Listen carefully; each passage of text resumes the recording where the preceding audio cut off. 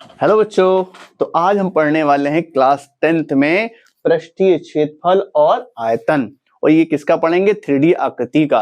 ये 10th के लिए इम्पोर्टेंट है, ये साथ में अन्य कंपटीशन लेवल के लिए भी इम्पोर्टेंट है। तो आज हम क्या करेंगे, सारे फॉर्मूलों का डिस्कशन करेंगे जितने भी इसमें आते हैं। वो फॉर्मूले कैसे आते हैं इसका भी डिस्कशन करते हैं। तो चलते हैं फॉर्मूलों के। तो हम हाजिर हैं फॉर्मूले के साथ। तो सबसे पहली जो आकृति पढ़ने वाले हैं उसका नाम है घनाभ। तो सबसे पहले हम पढ़ेंगे घनाभ के बारे में। तो जानिए घनाभ, ठीक। और यहां से स्टार्ट करेंगे और सारे फॉर्मूले धीरे धीरे डिस्कशन करेंगे। घनाभ क्या होता है बेटा? घनाभ का शेप जो होता है इस प्रकार से होता है। इसमें लंबाई होती है, चौड़ाई होती है और ऊंचाई होती है। तो ध्यान दीजिए, तो हमने बना लिया घनाभ, ठीक। ये देखिए हमने बना लिया घनाभ। तो भैया ये घनाभ की हो गई लंबाई, ये हो गई चौड़ाई और ये हो गई ऊंचाई, ठीक है। ठीक, घनाभ की बात करें तो इसमें कितने पृष्ठ हैं बेटा? 6 पृष्ठ होते हैं। और ये कॉर्नर, ये लाइनें होती हैं। ये कितनी लाइनें हैं? 12 लाइनें हैं। और वर्टेक्स की बात करें तो 8 वर्टेक्स होते हैं, यानी शीर्ष होते हैं। तो यहाँ पर सबसे पहले इसका बात करेंगे पार्श्व पृष्ठीय क्षेत्रफल। पार्श्व पृष्ठीय क्षेत्रफल क्या होता है? पार्श्व पृष्ठीय क्षेत्रफल का मतलब है 4 दीवारी का क्षेत्रफल। यानी आप जिस कमरे में हो उस कमरे में अगर चारों दीवारों का क्षेत्रफल निकाला जाए उसको बोला जाता है पार्श्व पृष्ठीय क्षेत्रफल। तो सबसे पहले इसके लिखेंगे पार्श्व पृष्ठीय क्षेत्रफल। तो पार्श्व पृष्ठीय क्षेत्रफल क्या होता है बेटा? देखो ध्यान से, कैसे निकालेंगे? क्षेत्रफल निकालना है, यानी कि हम चारों दीवारों का क्षेत्रफल ऐड कर दें तो पार्श्व पृष्ठीय क्षेत्रफल निकलेगा। अब देखो ये हमारी दीवार है, इसमें क्या है?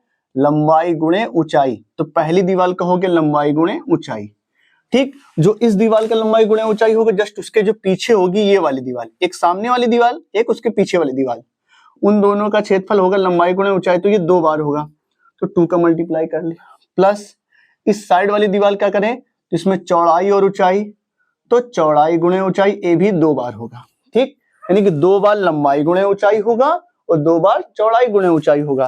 तो यहां से आपका कॉमन क्या दिख रहा है?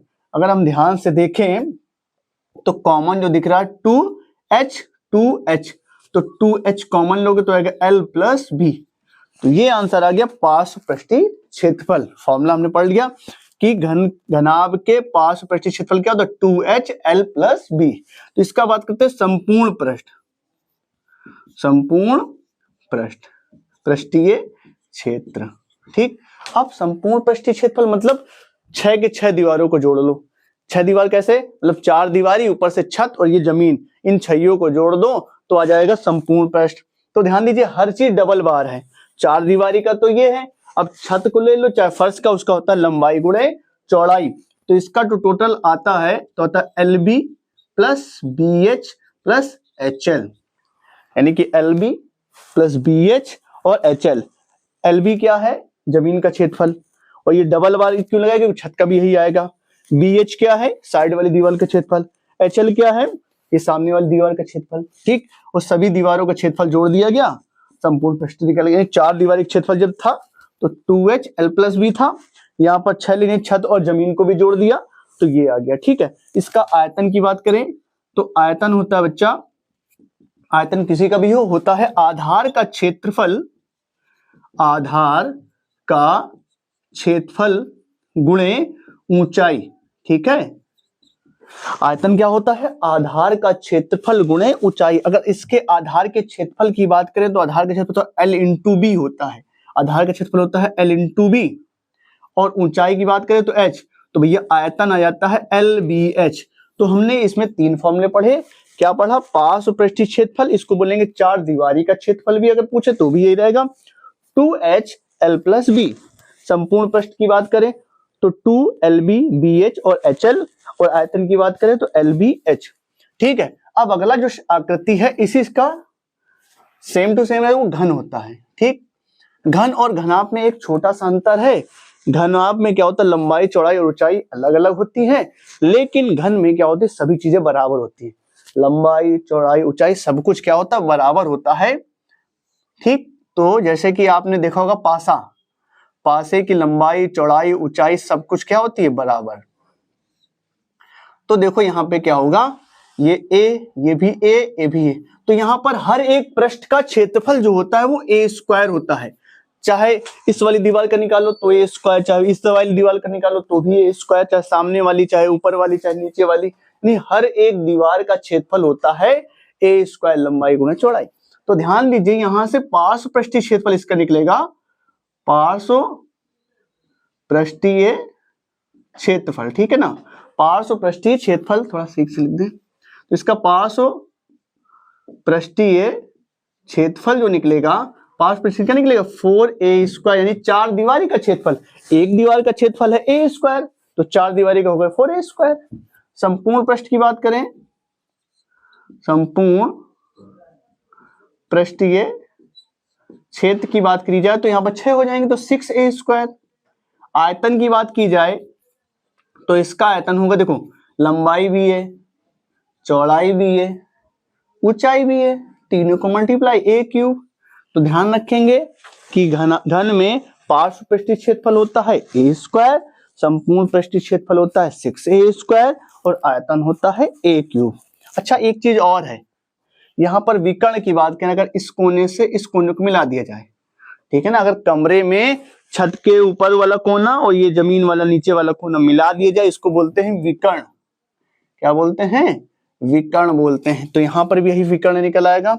विकर्ण की लंबाई निकालने, तो विकर्ण की लंबाई होती है बेटा, विकर्ण निकाले, विकर्ण होता है √L square plus B square plus H square. ये हो गया हमारा घनाभ का। अगर घन की बात करें विकर्ण, तो इसका जो विकर्ण हो जाएगा आपका होगा a√3, ठीक है, a√3, क्योंकि देखो a square a square a square, तीनों a स्क्वायर जोड़ेंगे तो 3a स्क्वायर होगा, जिसमें से a बाहर आ जाएगा लेकिन 3 अंदर रह जाएगा, ठीक है। तो ये आकृति पढ़ ली। अब चलते हैं अगली आकृति के तरफ। अगली आकृति जो हमारी ये बेलन, ठीक, तो चलते हैं अगली आकृति की तरफ, ठीक। अच्छा बेलन पढ़ने से पहले हम क्या पढ़ेंगे, आयत के बारे में जानते हैं। अब आयत सब लोग जानते हैं, आयत क्या होता है, ठीक। आयत यानी ऐसा चतुर्भुज जिसकी सम्मुख भुजाएं बराबर होती हैं और प्रत्येक कोण 90 डिग्री होता है, मतलब ये 90 डिग्री होता है। इसमें क्या होती है बेटा, लंबाई होती है और क्या होती है, चौड़ाई होती है, ठीक है। ध्यान समझिएगा, आयत अगर हम इसका क्षेत्रफल निकालें तो भैया क्षेत्रफल क्या होगा, क्षेत्रफल क्या होगा, सब बच्चे जानते हैं, लंबाई गुणे चौड़ाई होता है, ठीक है। आप आयत को जानते हो, आयत में क्या होता है, लंबाई और चौड़ाई होती है। अगर क्षेत्रफल की बात करें, क्षेत्रफल का मतलब ये वाला पूरा एरिया हो गया क्षेत्रफल, होता क्या है, लंबाई गुणे चौड़ाई होता है। अब हम क्या करने जा रहे हैं, मान लीजिए एक पेज है, इस पेज को ऐसे फोल्ड कर दिया गया, ठीक है, इस कोने को इस कोने से मिला देंगे तो हमारी एक आकृति बनकर आएगी, ठीक। तो ध्यान समझना, इस कोने को इस कोने से मिला दोगे तो ये बन जाएगा बेलन, ठीक है। अब देखो जब ये बेलन बन गया तो यहाँ ना कुछ तो रेडियस होगी जरूर, क्योंकि नीचे एक सर्कल जैसा बन जाएगा, तो कुछ आकृति आर होगा, इसकी हाइट भी होगी। अब ध्यान से समझना, जो ये एल था, ये एल क्या होगा, यही तो है पूरा एल, ध्यान समझो, ये एल है, ये एल ही तो है, ये मतलब ये एल था, एल बन गया वृत्त के जैसा, मतलब एल की लंबाई, पहले तो यहाँ लंबाई बोल रहे थे लेकिन ये बन गई परिधि। क्या बन गई, परिधि बन गई, वो भी किसकी परिधि, वृत्त की परिधि बन गई, क्योंकि वृत्त का शेप आ गया है। ध्यान समझे ना, लंबाई जो है वृत्त की परिधि बन चुकी है और जो चौड़ाई थी वो ऊंचाई में कन्वर्ट हो चुकी है, यानी जो h है वो b बन चुका है, जो b था देखो वो ऊंचाई बन गई है।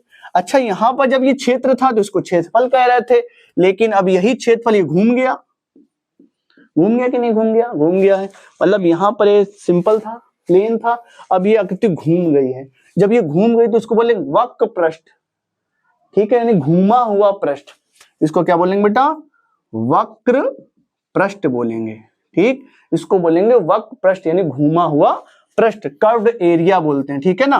पृष्ठ मतलब क्षेत्रफल, तो वही होगा लंबाई गुणे चौड़ाई, क्योंकि जो क्षेत्रफल पहले था वही क्षेत्रफल तो अभी भी है, तो कोई क्षेत्रफल में कोई डिफरेंस नहीं आएगा, होगा लंबाई गुणे चौड़ाई। लेकिन यहां पर जब थी तब लंबाई थी, लेकिन अब ये जो L है वृत्त की परिधि बन चुकी है। वृत्त की परिधि होती क्या बच्चा, आप जानते हो 2 पाई आर। मतलब क्या हुआ, L जो है 2 पाई आर में कन्वर्ट हो चुका है। जब L आपका 2 पाई आर में कन्वर्ट हो चुका है तो लिखेंगे 2 पाई आर, और जो B कन्वर्ट हो चुका है, वो B कन्वर्ट हो चुका है H में, तो हो गया H। तो यहां से वक्र पृष्ठ निकल कर आ गया 2 पाई आर एच। वेरी सिंपल, यानी कि यहां पे निकला है बेलन का वक्र पृष्ठ 2 पाई आर एच आ गया। ठीक है, चलो अब यहां संपूर्ण पृष्ठ की बात करते हैं। दूसरा संपूर्ण पृष्ठ, अब समझो वक्र पृष्ठ तो समझ लिया, यानी घूमा हुआ पृष्ठ। संपूर्ण का मतलब क्या हुआ, ये नीचे वाला भी एरिया लेना है, ऊपर वाला भी लेना है। नीचे भी एक वृत्त बना है, ऊपर भी एक वृत्त बना है। ऊपर वाले वृत्त का क्षेत्रफल की बात करें तो पाई आर स्क्वायर होगा, नीचे वाले वृत्त की बात करें ये भी पाई आर स्क्वायर होगा। इसका मतलब इस वक्र पृष्ठ में ऊपर वाला एरिया और नीचे वाला एरिया मिला दिया जाए तो बन जाएगा संपूर्ण पृष्ठ, टोटल पृष्ठ। तो भैया क्या हो जाएगा 2 पाई आर एस, तो ये वक्र पृष्ठ हो गया। नीचे वाले आधार का क्षेत्रफल पाई आर स्क्वायर हो गया, ऊपर वाले का क्षेत्रफल पाई आर स्क्वायर हो गया। तो यहां से क्या निकलेगा 2 पाई आर एच, ये जुड़ जाएंगे बेटा दोनों, तो 2 पाई आर स्क्वायर होगा। दोनों में कॉमन क्या है, कॉमन है 2 पाई आर, तो भैया कॉमन लिया 2 पाई आर, कॉमन लेंगे तो मिलेगा एच प्लस आर। तो भैया बेलन का संपूर्ण पृष्ठ होता है 2 पाई आर ब्रैकेट में एच प्लस आर। समझ में आ गया होगा। आयतन की बात करते हैं इसके, और आयतन का भी हमने आपको फॉर्मूला बताया थोड़ी देर पहले कि क्या होता है, आधार का क्षेत्रफल गुणे ऊंचाई। क्या बताया, आधार का क्षेत्रफल गुणे ऊंचाई बताया है। अब इसका आधार का क्षेत्रफल की बात करें तो क्या होगा, आधार में मिल रहा है पाई आर स्क्वायर, तो आधार का क्षेत्रफल हो गया पाई आर स्क्वायर, और ऊंचाई कितनी है h, तो भैया आयतन क्या हो गया pi r square h. Very simple. ठीक है, तो समझो बेलन का वक्र पृष्ठ 2 पाई आर एच। ठीक है, संपूर्ण पृष्ठ 2 पाई आर ब्रैकेट में h प्लस आर, और आयतन की बात करें पाई आर स्क्वायर एच। ठीक, तो ये रही बेलन के बारे में। अगली आकृति जो है हमारी वो है गोला। तो चलते हैं गोले की तरफ, और गोले को समझते हैं क्या है। ठीक है, हम रफ करते हैं। ठीक,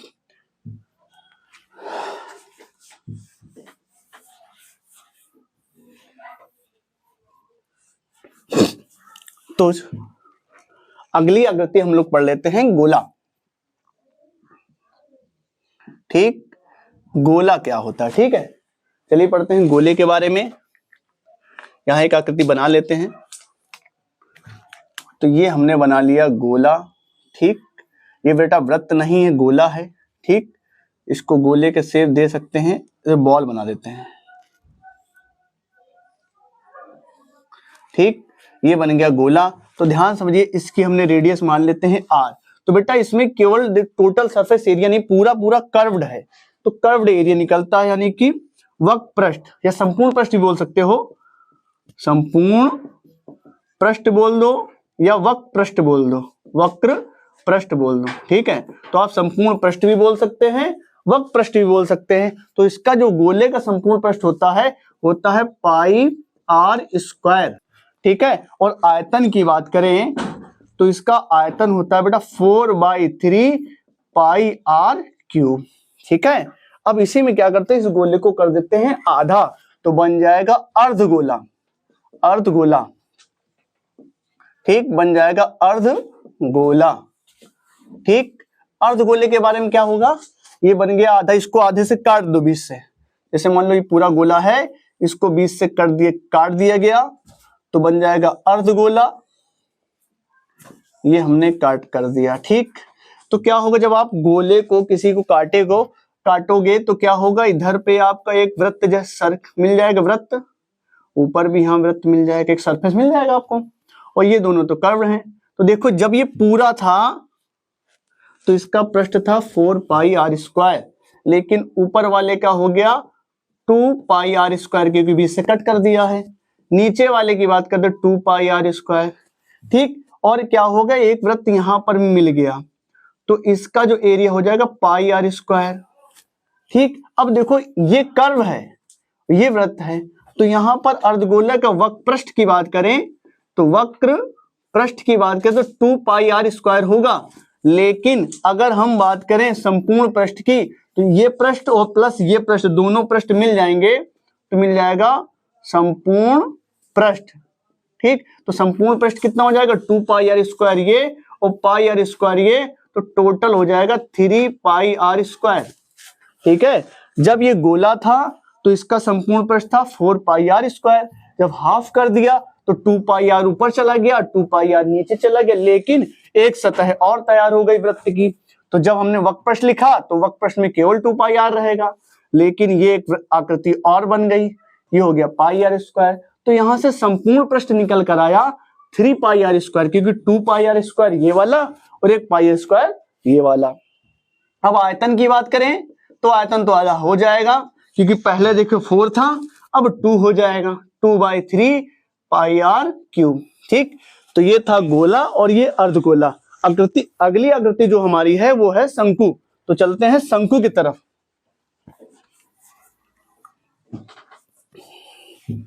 ठीक, अगली आकृति जो हमारी है शंकु। ठीक, शंकु के बारे में जानते हैं। ठीक, चलिए ये हो गया शंकु। अब क्या है शंकु में बेटा जो ये होता है एल, ये कोण, ठीक है एल, इसको बोलते हैं तिर्यक लंबाई। ठीक है, और ये हो गई ऊंचाई, ये हो गया आर। ठीक है, तो अगर तीनों की संबंध की बात करें तो होता है बेटा एल स्क्वायर बराबर H square plus R square. तो यहां से एल निकलता है under root H square plus R square. ठीक है, इसकी वक्र पृष्ठ की बात करें, वक्र पृष्ठ मतलब घुमावदार पृष्ठ, तो इसका होता है बेटा पाई आर एल। ठीक है, और इसके संपूर्ण पृष्ठ की बात करें, संपूर्ण पृष्ठ, तो संपूर्ण पृष्ठ में क्या करेंगे, नीचे वाला भी एरिया हो इसमें ऐड कर दिया जाएगा। नीचे तो एक वृत्त का शेप होगा, वृत्त का जो एरिया होता है पाई आर स्क्वायर, तो ऊपर वाले एरिया पाई आर एल है, नीचे में पाई आर स्क्वायर इसमें और जोड़ देंगे तो संपूर्ण पृष्ठ हो जाएगा पाई आर एल प्लस का पाई आर स्क्वायर। अब यहां से कॉमन क्या है, पाई आर कॉमन ले लो, तो पाई आर कॉमन ले लिए एल प्लस आर, तो संपूर्ण पृष्ठ निकल के आया पाई आर ब्रैकेट में एल प्लस आर। और जो तीसरा है बेटा आयतन, तो इसका आयतन होता है 1/3 पाई आर स्क्वायर एच। ठीक है, तो ये रही शंकु। तो बच्चों शंकु के बारे में हमने पढ़ लिया, अब उसकी का एक जोड़ीदार है शंकु छिन्नक, उसको पढ़ लेते हैं। शंकु छिन्नक। ठीक, अब शंकु छिन्नक क्या होता है, तो अभी आपने शंकु के फॉर्मूले देखे, देखिए ये हो गया शंकु। ठीक है, अगर इस शंकु को किसी समतल द्वारा काट दिया जाए किसी भी ऊंचाई से, ठीक, यहां से मान लेते हैं हमने इसको कट कर दिया, तो यहां से हमने इसको कट कर दिया, तो जो आकृति कटकर आती है इसको कहा जाता है शंकु छिन्नक। शंकु छिन्नक।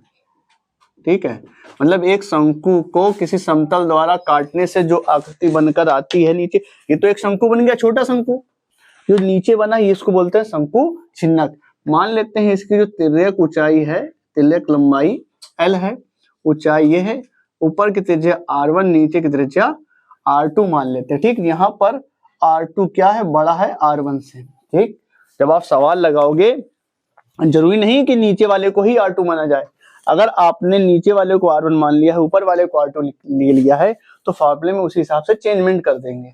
ठीक है, तो चलते हैं इसके फॉर्मूले की तरफ। इसका जो पहला फॉर्मूला आता है वक्र पृष्ठ, वक्र पृष्ठ, तो इसका वक्र पृष्ठ होता है बेटा pi L r1 plus r2, यानी वक्र पृष्ठ मतलब ये घुमावदार पृष्ठ क्या होता है, pi L r1 plus r2। संपूर्ण पृष्ठ की बात करें बच्चा, संपूर्ण पृष्ठ, तो संपूर्ण पृष्ठ जो होता है, संपूर्ण पृष्ठ मतलब क्या होगा, गोल वाला पृष्ठ लेंगे, साथ में ऊपर वाला भी और नीचे वाला भी। ऊपर भी एक वृत्त है, नीचे भी एक वृत्त है। ऊपर वाले का होता है पाई r1 स्क्वायर और नीचे वाले का हो जाएगा पाई r2 स्क्वायर। अब ये तीनों जोड़ दो, तो वक्र पृष्ठ जोड़ेंगे साथ में, pi L R1 plus R2 ले लेंगे, प्लस ऊपर वाले का क्षेत्रफल पाई R1 स्क्वायर और नीचे वाला भी पाई R2 स्क्वायर। ठीक है, तो ये हो गया संपूर्ण पृष्ठ। अब आते हैं आयतन की तरफ। इसका बेटा आयतन जो होता है 1/3 पाई H R1 square plus R2 square plus R1 R2 होता है। ठीक है, तो ये हो गया। अब चलते हैं, अगला एक फॉर्मूला हो गया हमारा, ये तो हो गया। अब यहां पर L R और H में संबंध निकाल लेते हैं। फॉर्मूला L बराबर होता है बेटा under root H square plus, अब ध्यान दीजिएगा, यहां पर ध्यान देना, अगर आपका R2 बड़ा है तो यहां लिखेंगे R2 माइनस R1 का होल स्क्वायर, और आपका R1 बड़ा होगा तो R1 माइनस R2 का होल स्क्वायर। यहाँ पे कोई दिक्कत भी नहीं, अगर आप गलत घटा भी देते हो क्योंकि लगा है स्क्वायर, वो हो जाएगा प्लस, तो ये L निकालने काम आएगा। तो इस हिसाब से आपके 3D के सारे फॉर्मूले हो गए। अब मिलते हैं अगली वीडियो में। अगर आपको फॉर्मूले अच्छे लगे, फॉर्मूला हमने बताया, आपको अगर अच्छा लगा हो तो इसको शेयर करिए ताकि ज्यादा से ज्यादा लोग इसको सीख सकें। तब तक के लिए जय हिंद।